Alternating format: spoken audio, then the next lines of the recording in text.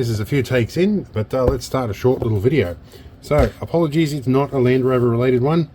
I've been a little bit sick and I've had some other issues to deal with. Been helping someone exit a domestic violence situation. That's all I can give you the details on.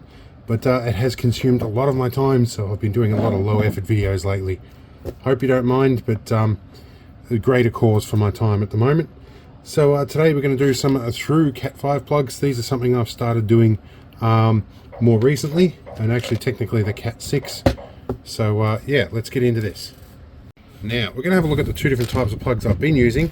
These are the traditional ones, and I've been using yellow ones because I do, I'll throw back to the old composite video days where you would have a yellow lead for your composite video. I've been using video balance to run AHD cameras down Cat 6 cable, and these ones, when you get your cables, you have to get them all the right length, push them up till they stop level with the end here, and then crimp them in. These ones, however, have holes all the way through the end, so all your wires poke through, and then when you crimp them with these crimpers, they have a little jaw here, a little slicing blade that chops all the connectors off for you. I'll give you a look at my old set, which are in my toolkit over here. Now these ones I've had since 2001, and these have earned me a living for a little while as well, hence the jaws are pretty well done. You can kind of make these work.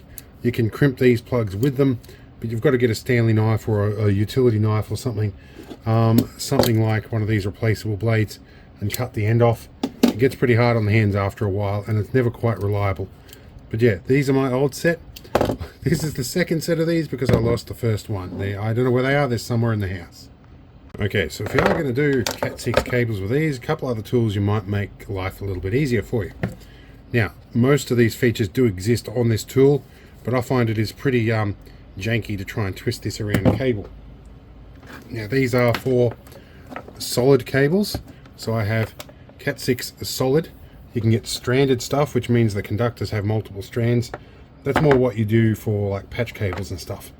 This is just a little cheapy punch down tool, but it has a little notch here. If we go on like that, we go around one lap and pull off. Don't do multiple laps because you cut through your conductors, and then you pull the end off. Separate our 4 pairs out, and we've got our strain relief here. We take a pair of flush cutters. These are designed so that you can cut flush on things. I like them. We're going to cut our bit of strain release string as well, just to make things a little neater here. Okay, now we need to take these cables and untwist them all, which I will jump to now. It's going to take a little bit of time to do this to all 8 cables. Okay, so the next thing you might end up with is a rat's nest a little bit like this. These aren't really great for going to the cable, so I like to grab between 2 fingers, pull at an angle like that, and do that in 2 different directions, and then pull straight a 3rd time, and you get a nice straight cable. So I'll continue to do that a few times on all of these cables, or conductors I guess would be the correct term. We'll work our way all the way around till we have 8 nice straight conductors. Okay, now there are color codes with this. I'm in Australia, so technically I should use A-type wiring, but I've done everything B-type wiring for the cameras, so I can tell it apart because I'm no longer using yellow connectors here, so I'm using B to B type cables just so I can differentiate them. But generally, B-type wiring is the standard as I was taught when I did MCSE certification, because that's what the standard was at the time. So we want our, now my old employer used to tell me off for saying stripe when he preferred me to say trace, but I'm going to say stripe because that's what I remember. So B-type is orange stripe, orange. We do green stripe, and then we do a blue just to confuse everyone. Then we do our blue stripe, straighten them all up in our pair of pliers here. We do green next, and then we do the brown stripe and the brown. So if you look up an Android app called ElectroDock, all these pinouts are in there. Makes it easy. So I'm going to hold these in the right order, and I'm going to manipulate them around with my fingers here. Because these are a solid core conductor, they will tend to train very nicely. Just give them a bit of a wriggle until they all start to straighten up. Slide the pliers up just gently.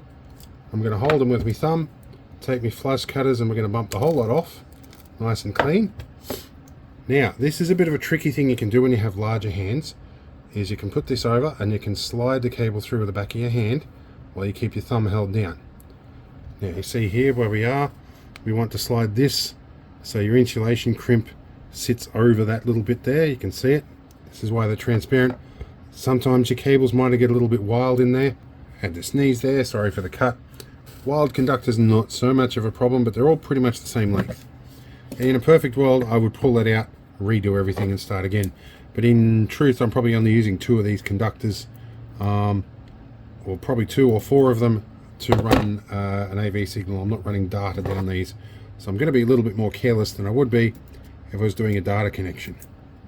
So now we need to get these to come through the back, which can be easier said than done without them all folding back on themselves. Sometimes you get this where that orange one is folding back. You can poke it in and redo it, or you can do a me trick and just convince it to come back out that way.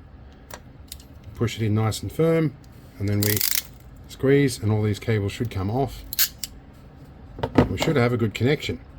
I've done better, of course, with a less looping on it, but again, the balun we are using on this is not using all 8 conductors. So that's pretty much how you do it. Hope it was a quickie. Hope I didn't waste too much of your time. So we'll see you in the next video. I'm going to get the label maker out, start labeling cables, and we'll see you in another video, hopefully with a Land Rover in it.